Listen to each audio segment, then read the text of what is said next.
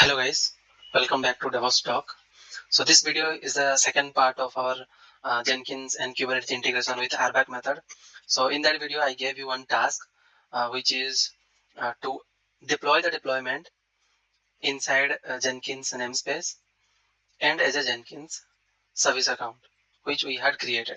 So earlier, I had deployed it as a Jenkins user, but not inside Jenkins namespace and as a Jenkins service account.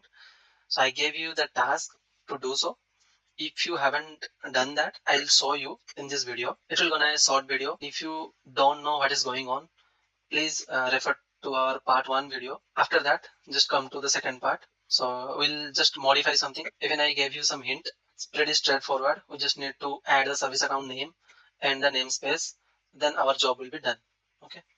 So without further any delay, let's get into the video. So here I am the Jenkins user now. If I do kubectl get pod, my machine just now restarted, so it's showing the terminating and container creating stage, but that's fine. And if you remember, we had created a Jenkins namespace. Let's check.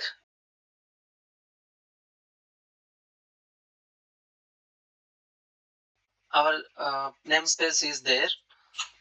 Okay, so let's get into our pipeline. So this is what we had earlier.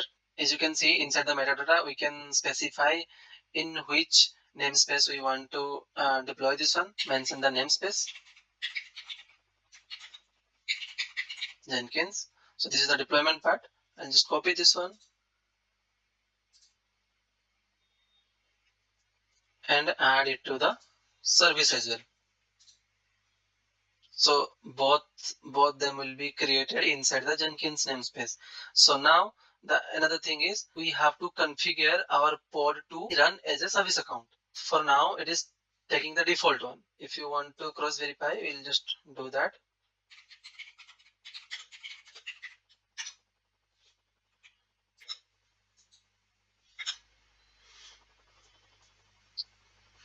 Yeah, you can see here the service account is the default one. Okay. If you remember, I gave you the hint. We have to change that inside the pod template. So this is the deployment, and we have the spec of the deployment, and then inside that spec we have that pod template.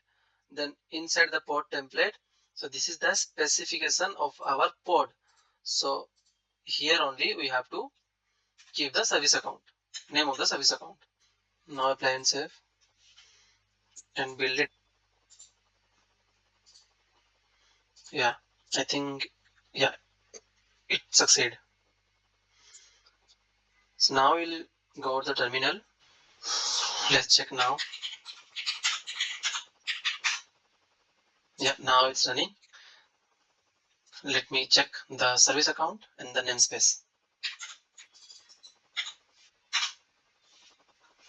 Yeah, you can see now. Now the namespace is Jenkins and the service account that this pod is using Jenkins-service account, which we had created earlier.